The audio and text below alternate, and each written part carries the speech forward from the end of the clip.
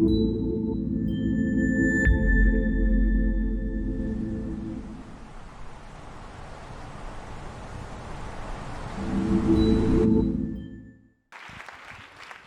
you. I like that you've clapped for me when I didn't even say anything, so thank you. Great, I'm really excited to be here for a lot of reasons, but mostly because I'm from New York, but I'm very far from where I live. But I feel already a bit at home because all of you have chosen to spend your Friday night talking about data. Okay, so you're kind of nerds, which I like, so I feel at home. I feel at home with you. So let's do it. Let's just get started. So I want to start this with a story. This is a story I wrote when I was working as a data journalist for this internet publication called Quartz. You can kind of see what the story is about in the name. It says, side-by-side images expose a glitch in Google's maps. And what the story is about is how, despite all of the geolocation, all the location-based data that Google has, there are still some places that don't show up on their maps. And we know this because when we look at the raster data, when we look at like satellite photography, when we look at that, we can see these places, but then when we look at the actual vector map data, then we don't see them. So I'll give you some examples. This is the first one. This is Makoko. It's this area in Lagos. You'll see, I think the video will maybe start. Will it? No, it won't. Let's give it a minute. I have hope. No, it won't. Okay, well, now it will. So you'll see it in a second. Told you. So on this side, you can see the satellite data, but then on this side, you'll see there's nothing that shows up on the actual map. And this is an area where they have estimates of about 100,000 people living there. Having been there, I think probably more, but you can see these two side by side. So this isn't the only place. We can stay on the continent of Africa for now. And this is in Chad.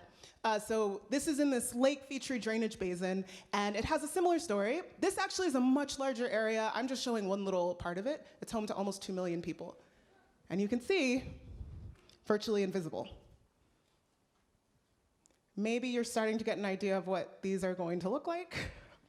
But you see, now we're going over to Mongolia, to the Gobi Desert, and you see once again, the exact same story. And for the last one, this one is my favorite, and I'll tell you why later on in the presentation. But this is in Rio. This is in Brazil. This is one of the favelas, and I don't know if you can see it, but this one, oh, you probably can't see it. Of all of them, this is the one that has the most, that shows up the most on the map. Maybe, no, you can't see it, but if you were looking at my laptop, you'd be able to see it. There are actually more of the favelas are mapped on this one. And there's a reason for that, which we'll talk about a bit later. But to me, the question is, what is happening? What do these mean? What is happening in all of these different images? What's happening with these various places? And I think it's really tempting to think that this is a story of Google trying to erase communities, because I think that's a story we hear a lot about big corporations with lots of power, how they can erase smaller communities. In fact, that is not the story in this case, and we know that for two different reasons. The first one is based on this last example, that one, the favela. So ahead of the 2016 Summer Olympics, Google tried to put a lot of effort and money into mapping as many favelas as possible, especially in Rio. And so they even partnered with a local nonprofit on the ground, and they sent people out. They built special equipment so they could try to map these areas. Even still, they only 2% of the favelas in Rio were mapped ahead of the Olympics. So that's the first reason we know. The second reason is that, it can be easy to forget. Google is not the source of all information in the world. Have any of you heard of OpenStreetMap? Great, okay, so lots of you know OpenStreetMap is like a community sourced mapping platform, so anybody can add data to maps, anybody can kind of contribute to this process of mapping areas. And even when you look at OpenStreetMap, at the same time when I was writing this story, you saw the same thing. So the question is, what's happening? And I think that the answer to that question is A, really interesting, and B, something that can help us sort of understand a lot more about emerging technology more generally, including and spanning things like machine learning and AI and various other forms of sort of recognition and data, like computational systems. I think that if we can understand what's happening here, then we can kind of get a clue to understanding many other systems as well. And so what I'm gonna do for the rest of this talk is think through what I think is happening in these maps. Part of why I'm going to do that is because it's like what I do. It's my job. I'm an artist and researcher, and I pretty much spend all of my time thinking about the social and cultural dynamics behind systems tied to data collection. And my work often engages with really technological means. I'm a programmer, I work with computer code, data and algorithms, but then I am also really interested in surveying these sort of realities and contradictions inherent in a lot of the technology that we use. And I create things that live in lots of different spaces. So sometimes I make sculptures, sometimes I do performances, I've made websites, various things. And I'm gonna kind of tease out this story of those maps through looking at some of those other projects I've done. And even though I do lots of projects, oh, nope. No, all right. You'll just have to imagine. This is supposed to be playing as a GIF. It looks very cool. So you'll just have to imagine it instead. So often I start by thinking about data, which I know all of you know what data is or data are. We can say either one, it doesn't matter really. I know you know, but for the sake of making sure we're all on the same page, I will share with you my favorite definition of data, which comes from Australian academic Mitchell Whitelaw, and he says, data are measurements extracted from the flux of the real. Which I like, has a nice poetry to it. And so basically all the things in this world that are quantified, from the number of trees in Belgium to the average income of the residents of the city, the world, all of these things that we can find, these data sets. But you kind of already know about, I guess we could also include ourselves as well, thanks to forms of biometric data collection.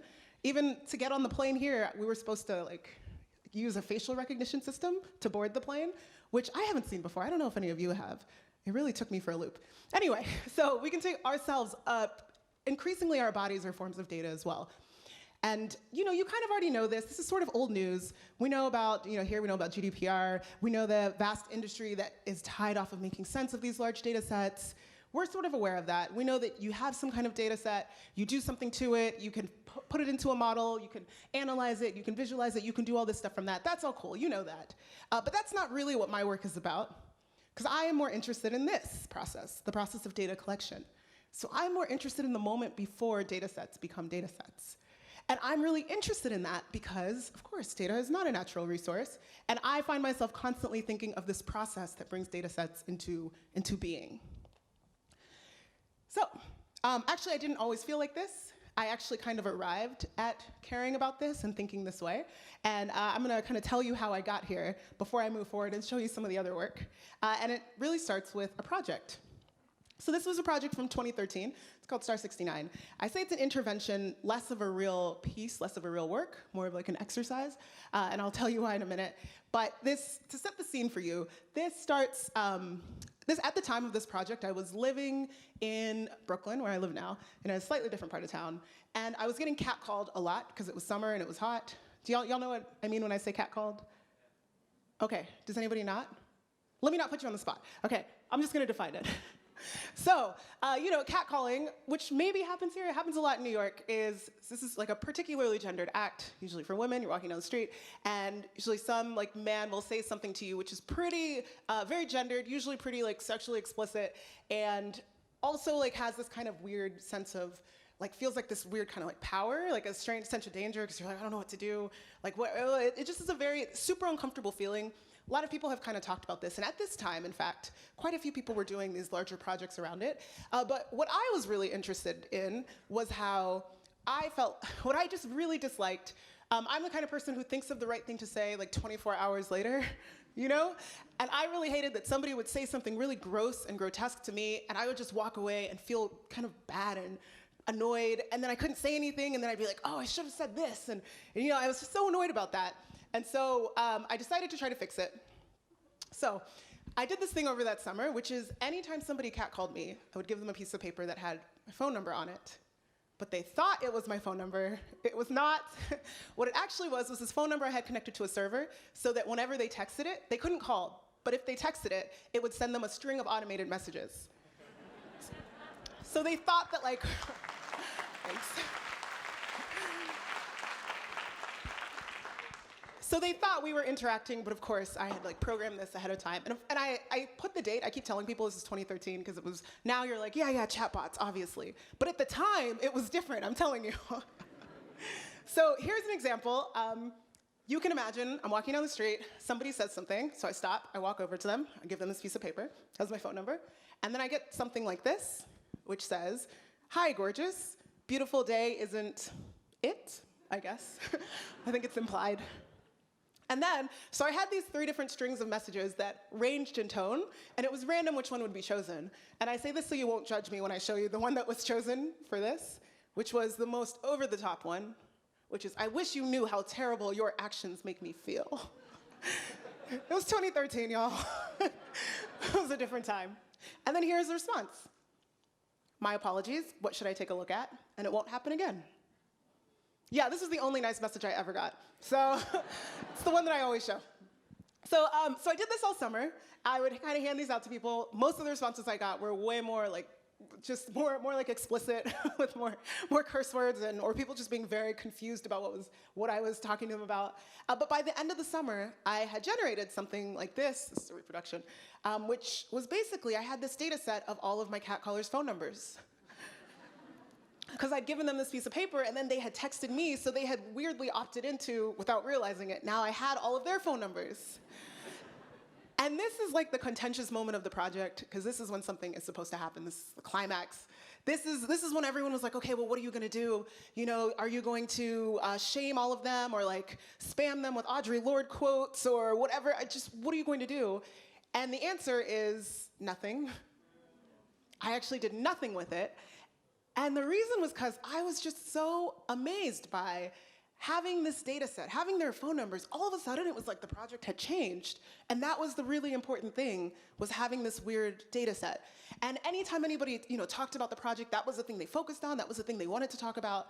And it was hard for me because to me, what stuck with me more about that project was the feeling of having to walk up to these people who I didn't know and this like strange sense, this just discomfort that I felt in giving them this piece of paper, and then this like strange relationship that we entered into with them texting me, and me not texting them, but still like seeing the messages as they were going, and all of that, and it just felt that, I found that so, to me, that was so important to understanding the data set, that process of how it came about, couldn't be divorced from it, and yet every time, it felt like whenever I was talking about it, that was what was happening.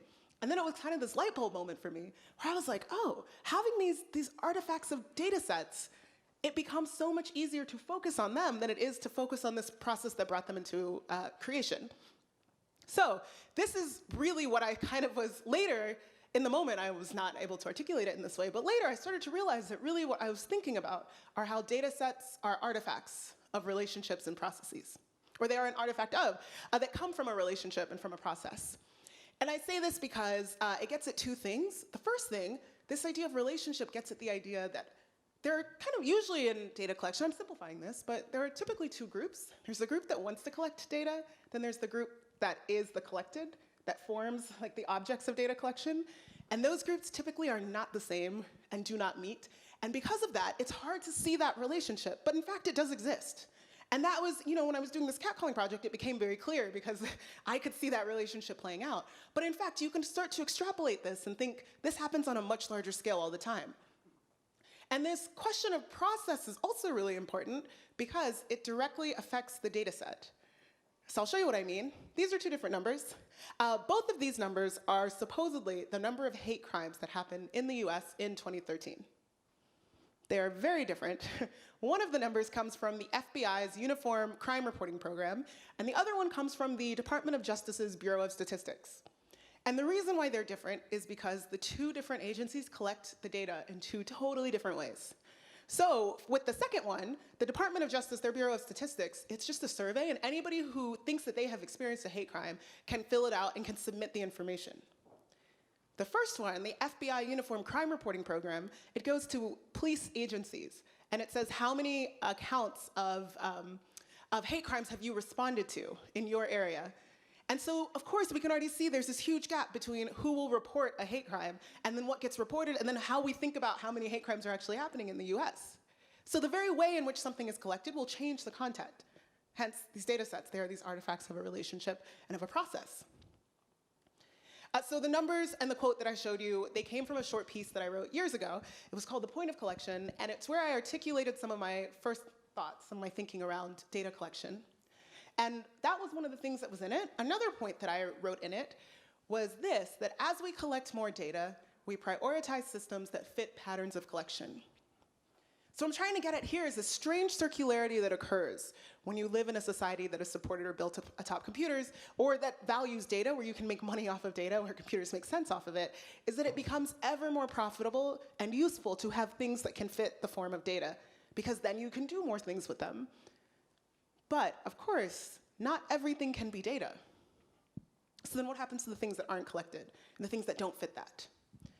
And that question led me to the next project that I started working on in 2016.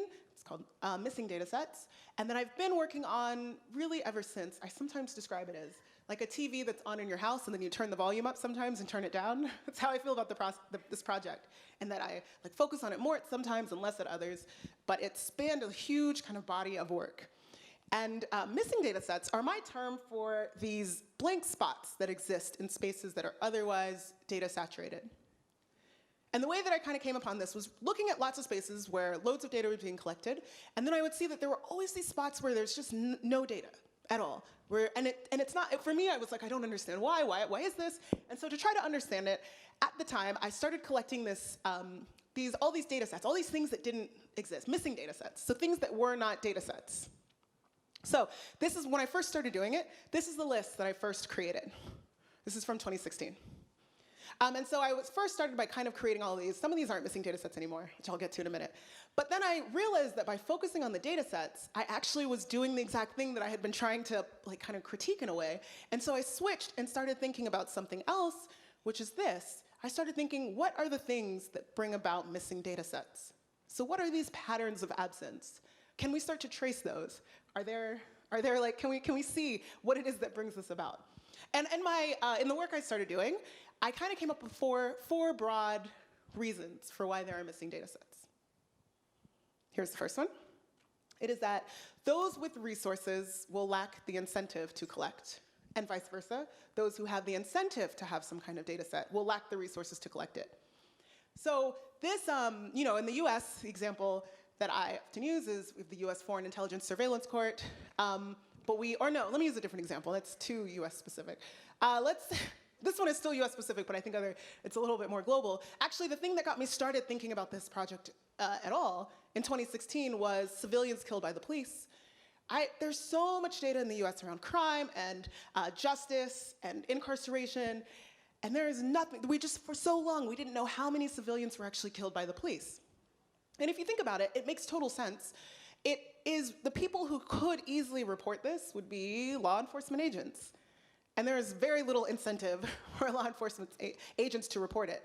And so now this is not a missing data set anymore, but it's not due to the work of so many different groups of journalists, of civilians, of community organizations and activists all coming together to try to collect it. And the amount of effort that it has taken them really shows the resources that it takes to be able to do this. And so a lot of missing data sets fit into this kind of category where the resources and incentives are mismatched. The second reason we have missing data sets is that sometimes the act of collection can take more than it gives. By that, I mean that it can be, for some people, the burden of having to collect some data can feel like it's not worth what having the data will give you. There are a lot of ways you can interpret this. One that I always bring up is sexual harassment. There are a lot of cases, obviously maybe you all have experienced this in some ways, where people who have experienced some form of sexual assault or harassment will talk about the difficulty of having to come forward and talk about it, even though it might be useful to have that information in a larger scale. I'm Nigerian. There's also a way of interpreting this and thinking about a lot of countries that have weak national data systems. It's the same thing where there's a way, an aspect of it that comes into this burden of collection and what does it take to get there. This is good because like I said, it foregrounds that the process of collection is an integral part of actually having a data set. This third one is kind of more interesting technically, which is that there are some data that resist metrification. Some things are hard to put into data sets. There are some things that are hard for us to count. And one thing that I like, an example that you wouldn't really think that I like to bring up for this is cash, which you wouldn't think counts because, cash, money, you can count things. But in the US, I've talked to so many statisticians who have talked about this issue of trying to understand how much cash is outside of the US's borders, how many US cash is outside of the borders. And there are loads of modeling done to try to get at this, but they talk about this as a fundamental problem because of the anonymity of cash. And this, I think, just really, so many places are cashless. In a world where data can be money, it makes credit card transactions make so much more sense because you can track them. They are a form of data. Whereas cash is sort of the opposite. It kind of swallows that up instead. And so it's really interesting to focus and think about it. And then this last reason is kind of a tricky one. It's that sometimes there are benefits to a data set not existing. And I say that's tricky because in a way, if any data set doesn't exist, that means it usually is benefiting someone. But what I mean in this case is that sometimes it benefits people who don't have as much power in the situation. And the best example I can think about this is things like, we have a lot of municipal ID cards where people who are undocumented in the US can get forms of identification. And some places like San Francisco or New Haven, some of these cities, when they collect this information to give people the cards, they immediately discard it. And they do it because they know that if they can get rid of that information, that it actually will protect a vulnerable population. Whereas if they save it, then the federal government could and has tried to actually get that information because it's pretty easy to disambiguate who is undocumented versus who isn't if you have the set of everybody who's gotten those ID cards. So this is kind of the first part of this Missing Datasets project, which was really kind of just thinking, theorizing around it, coming up with these patterns, like understanding it, more research. But there's another aspect of the project, which has involved me working with groups who say that they are missing data. And so I'll give you an example of one of them. This is this performing arts group in the Asian-American Performing Arts Council. If any of you are interested in Broadway, you don't have to admit it, don't worry.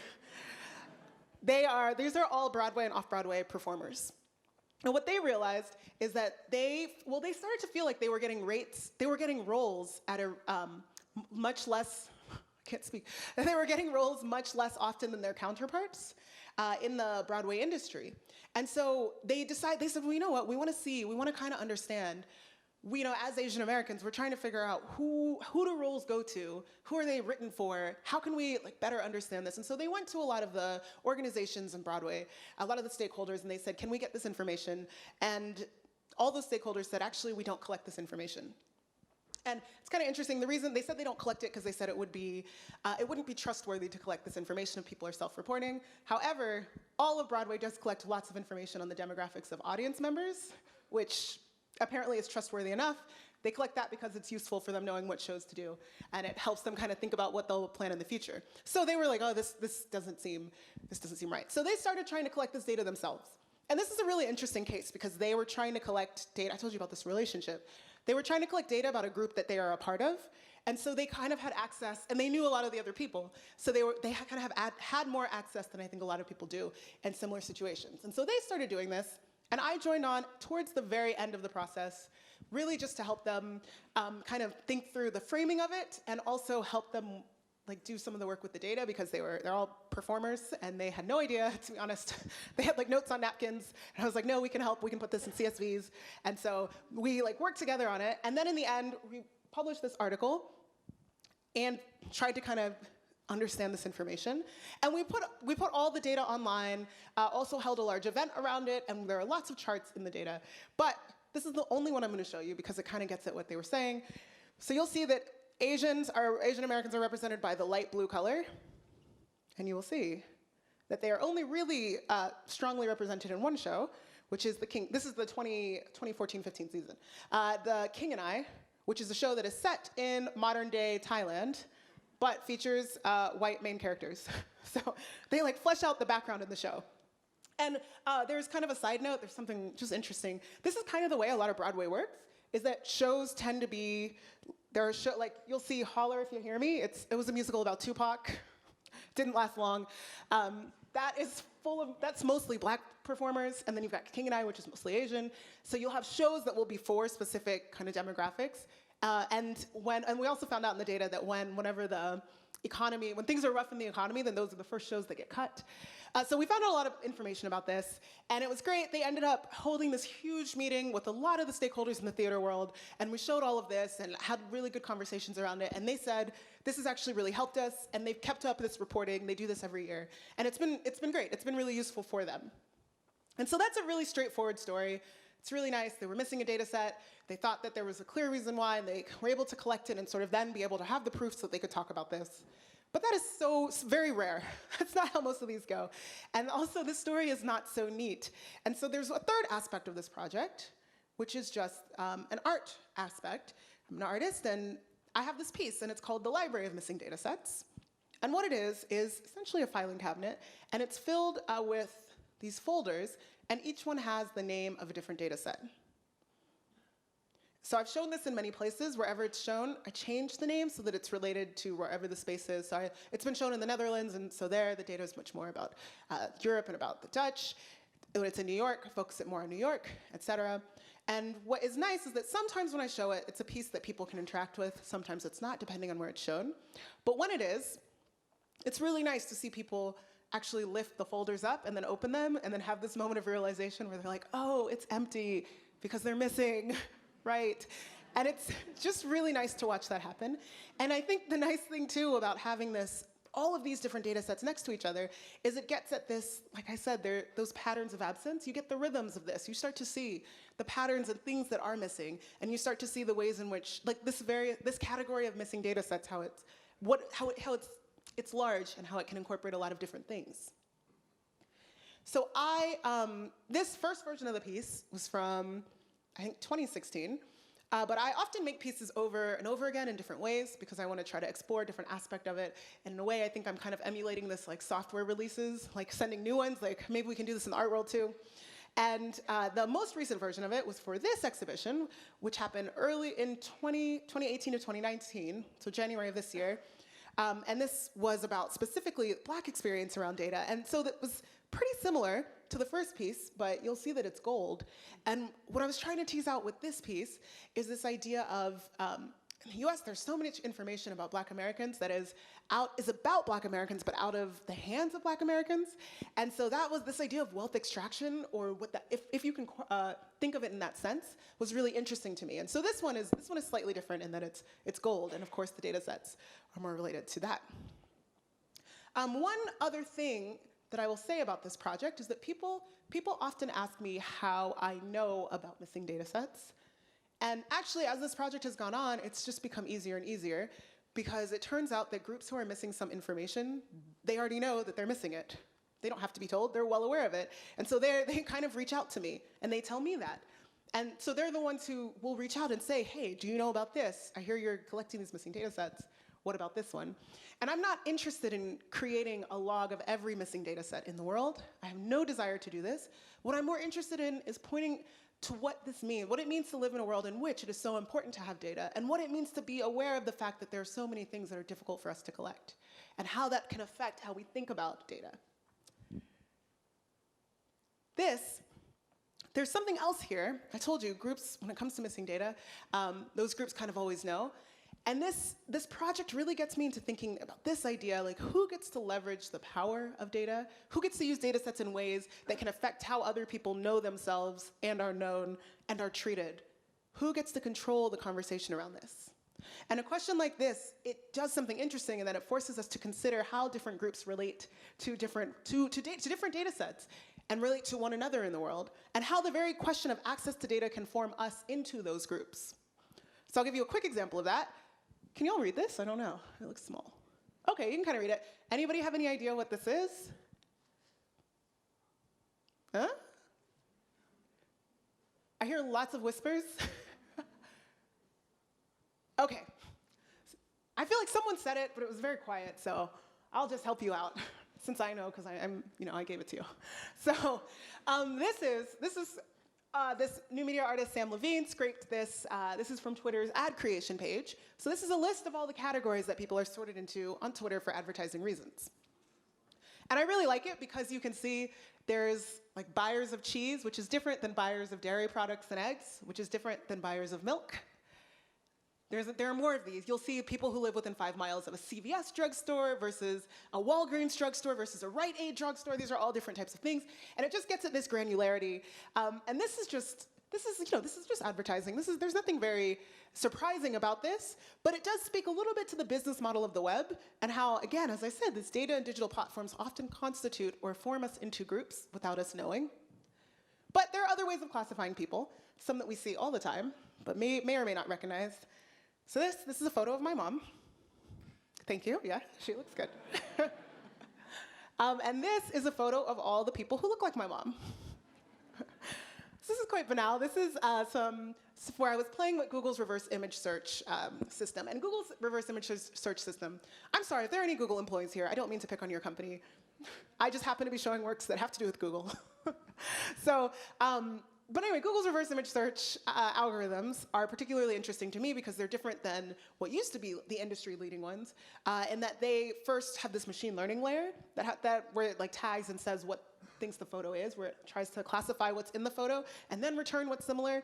And it's just, I think there's something very banal to me about this. But I've always believed that when you get a new piece of technology, you have a few years to debate publicly about what the terms of it will be. And then after that point, it will become frozen and it will seem inevitable. So I like to make the case for intervening in those moments. So this became the material for a piece I made called Us Aggregated. It's a video. This is sort of a short, oh, I forgot, these videos won't play.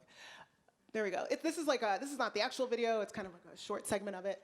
And it's just a collection of photos from my family's personal collection, set along the images scraped from Google's library that have been algorithmically classified as similar.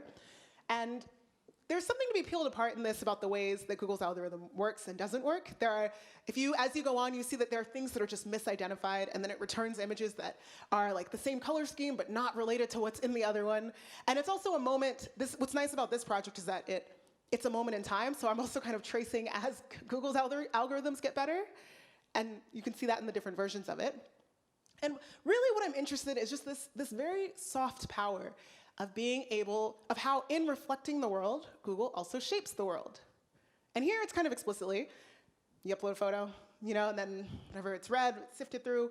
But this idea of who is like you and who gets to decide who you are like, is just very interesting to me. This idea of how we are grouped by these systems. Okay, I'm running low on time, so I'm gonna go faster. Okay, this is another piece, same basic idea. Classification, power, how people are grouped. It's a sculpture. This is called Classification 01. So this is kind of me exploring, I told you I like to explore the same themes and kind of try to think through them in different ways. This is a neon bracket installation. There's a camera in the middle. And what happens is that it only lights, so the camera is reading in people, and then according to some code that I've written, it decides whether the people standing in front of it are similar. And if it thinks they are, then it will light up. If it thinks they aren't, then it won't. Sometimes I reverse it. Sometimes the neon brackets are already on, and then if it thinks the people are not similar, then it will just turn off, which is great as an artist to watch, because neon is very unimpressive when it's off, and people having this experience of like, oh my God, did I break the piece? Did we break the piece? Is exactly what I want to get at, this idea of not really knowing the rationale for how you're being grouped in some way. And of course, they don't share the code behind it. It's just like with many of our technological systems, where the viewers are left to determine how they are similar to why they have been classified in whatever way. I don't really tell them, and it's always extremely interesting when I do get to watch the things that people assume, what they think, the ways that they think they've been grouped. And it gets at this kind of strangeness of power again. So I'm gonna try to wrap this up because we're running out of time, and I wanna come back to these sites, come back to thinking about these maps, these images. And I wanna tell you, based on everything that I've been talking about, how I kind of approach and think of them. First off, these are places that don't count as data. They are illegible to modern data collection systems, the ways in which we collect geographic data about the world. Some of them are too remote, some of them are too informal, some of them are impermanent, but they resist categorization. There's this question, they resist categorization in Google's systems. And this isn't Google's fault. I told you I'm not trying to blame Google for anything. I know Google did not get into the mapping industry out of an explicitly political desire, but nonetheless, there is a political reality to this ability to be able to reflect and shape and change the world. And this, it's one thing to not show up on a map just in general, but it's something different if you can't show up on any of Google's maps. There are other consequences suggested. And I know this because, remember I told you that the Brazilian example is my favorite one? I'm going to tell you why. This is why. The way that I found out about the story in the first place is that do you remember Pokemon Go? Yeah, okay. When Pokemon Go first came out, people in Brazil's favelas could not play. There were no Pokemon Go at all around them. And the reason for this is that Niantic Inc., the company that released Pokemon Go, was incubated in Google. They were using Google's mapping data for the game. And so when they first released it, of course, anything that wasn't on Google's maps is not going to be on anything that is built on top of that. And I like this a lot. I wasn't happy about it. I don't mean like that. I mean, what I like about this example is how it shows this is something very trivial, but even still, it really gets at this, like, see, there are these consequences. There are these questions of power that are here about who is able to shape this world using data and digital systems. And so these spaces, they do reveal the ways in which this data is limited, and they do reveal the way in which this data can kind of shape the world, and data collection specifically can shape the world and how we see it. Okay, all right. So I told you I was going to fly through that last part, because there's just one more thing. So actually, this is all really kind of old work. Most of it is like from 2016, 2017, 18, 19, 18. I guess we're in 19 now. And I'm not talking about I haven't talked about some of the new work I'm doing. In fact, some of the new work, I talk about this kind of lays a foundation for work I'm doing now, which is coming out in 2020, which I can't talk about, but I really wish I could. But instead, what I wanted to do was kind of share one last project that I think is tied, I think is tied to some of this. Slightly different, but more recent, because I do want to share something slightly more recent. So that's me on the left, you already know. On the right is Diana Nucera. Diana Nucera is one of my collaborators. She used to be part of the Detroit Community Technology Project. Detroit City in the US, to Michigan. And 40% of people in Detroit don't have access to the internet. So Diana, for a long time, did work in building wireless network infrastructure so that people who weren't connected to the internet in Detroit could get access. So Diana and I met in an event talking about AI and ethics, and lots of people were talking about how AI and machine learning were going to affect everyone, but we noticed this kind of like theme, I guess, that maybe you're noticing that I've been talking about, is that there were specific groups talking about that, but the groups that they were talking about who would be affected were not at all in the room in any way or shape or form. And so we started to wonder what it would look like to try to include more people in that conversation. And we thought about it in different ways. Diana's was very specifically thinking, what does it look like to talk about something like machine learning to people who don't have access to the internet? Where do you start, and how do you do that in a way that makes sense? And so we together worked on this book, which is a zine. It's called The People's Guide to Artificial Intelligence. And it is a beginner's guide to understanding AI and other data-driven systems. So this is a zine. Y'all know what zines are? Great. Still going to define it, just in case. I don't know why I ask. I'm still going to. So zines are sort of these DIY published booklets. They really kind of come out of this idea of putting, moving information out of just the mainstream and making sure that anybody can have access to it. And so we thought it was really important to do that. So we created this guide. It talks all about AI, bias. It does lots of things. It's got this glossary of terms where we kind of group a lot of things together. We did a lot of workshops, meeting with people to try to get at kind of things we could group. And so we wanted to make sure that we have things like machine learning on the same page as things like social equity. We talk about just getting people to be able to recognize AI, because we realized that a lot of people who we were talking with had no idea how to even think about the ways it was, like their phones, how they're using a lot of these systems every day. We got into some technical things. We talk about algorithms. We also included workbook exercises for people who just think in different ways. And then we were like, we have to get into a lot of the technology here. We talk about the difference between machine learning and AI. And then we, of course, talk about this kind of social aspect of it, because so much of the work that both of us do, and this is kind of the case I'm making, is how these are socio-technical systems. And so I find it impossible to understand one side without understanding the other, and so we felt it was really important to do that. So, and then we end this book on this note of efficacy, particularly because a lot of the conversations we were having with people were feeling really depressed and feeling like they did not really have a future. A future machine learning meant a future that would exclude them. And so we really wanted to make clear that the ways in which that is not the case, or the ways in which that doesn't have to be the case. So that's where I'm going to end us today, I think right on time. Thank you so much, y'all. Thank you.